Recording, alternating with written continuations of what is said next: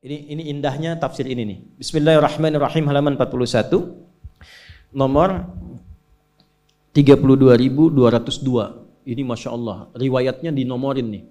Ya, sampai puluhan ribu riwayat untuk menafsirkan ayat. Qala al-muallif rahimahullahu ta'ala haddatsana Ibnu Abdul A'la qala haddatsana Ibnu Thawr an Ma'mar an Qatadah mithlahu wa qawluhu yauma tarjuf rajifah. Adapun yang dimaksud dengan firman Allah yauma tarjuf rajifah, yaqulu ta'ala dzikruhu yauma tarjuful ardu wal jibalu, Al-Muzammil ayat 14. Ini yang saya maksud tafsir Quran bil Quran. Jadi kalau Bapak Ibu temukan ayat ke-6 di An-Nazi'at, itu bukan berdiri sendiri. Masih ingat rumusnya, rumus tafsir? Masih ingat? 500 ribu? 1 juta? Serius? 5 juta? 10 juta?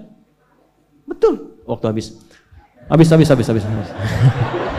Habis waktunya, udah habis.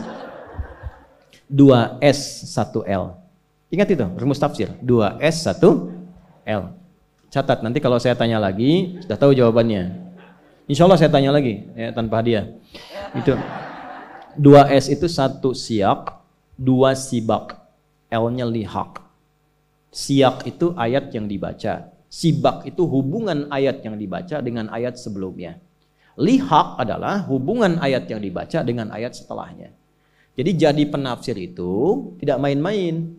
Kita baca misalnya An-Nazi'at di ayat yang ke-6, yauma tarjufu rajifah, di mana ditemukan kata yang sama, kata rajifah dan tarjufu di ayat sebelum An-Nazi'at. Cari sampai Al-Fatihah dan cari sampai An-Nas.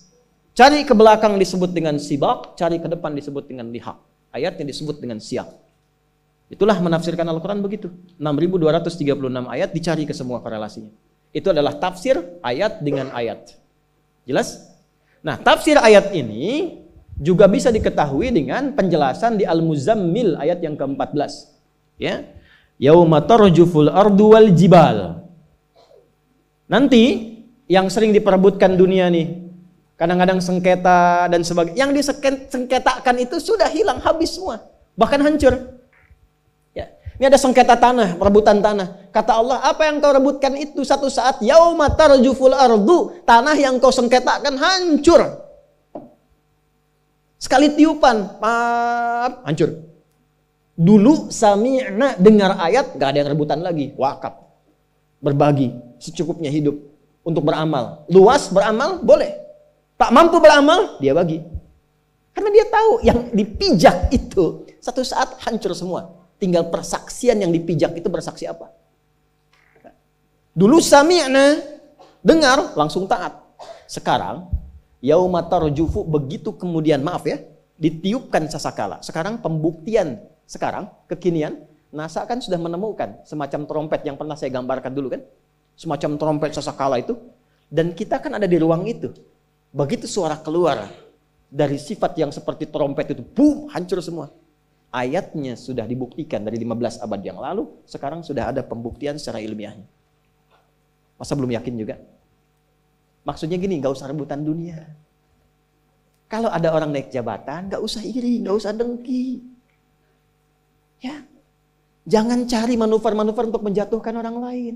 Karena pasti Allah tempatkan itu ada hikmah di dalamnya. Doa yang baik-baik, ya Allah berikan keberkahan di jabatannya.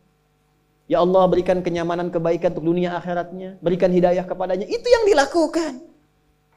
Ya Allah gak pantas dia ada di situ. Jatuhkan dia besok ya Allah. Doa apa? Gak boleh. Gak boleh. Doakan. Doakan. Karena pasti ada hikmah. Ada orang kaya, doakan. Doakan. Nanti dengan doa itu kembali ke kita keberkahannya. Kalau dipandang kita mampu mengolah harta, nanti datang. Nggak percaya silahkan, datang tiba-tiba tawaran, pekerjaan apa. Demi Allah saya katakan, jaga. Allahu Akbar, hati itu jaga betul. Yang baik-baik aja. Nanti lebih tenang hidupnya begitu. Lebih tenang. Yang bahaya itu yang nggak tenang, kaya nggak tenang, itu semua dikerjakan. Maksiat dikerjakan, minum dikerjakan, narkoba dilakukan. Karena nggak tenang hatinya Pak. Dan nggak berkah itu. Jadi yang banyak pun karena nggak berkah, rasanya nggak ada. Capek sendiri, kerja lagi, cari lagi, pikirin lagi. Gak sempat sholat, gak sempat baca Quran. Yang paling parah, harta yang dihasilkan, dia bahkan tidak menikmati. Itu yang paling bahaya. Jadi ayat ini ingin memberikan kesan bahwa ketika masuk ke ayat 6 dan seterusnya, jangan pernah mengagungkan dunia terlalu dalam. Karena itu akan mencelakakan Anda dan mengantarkan pada jurang yang tiada tepinya. Sampai kiamat tiba.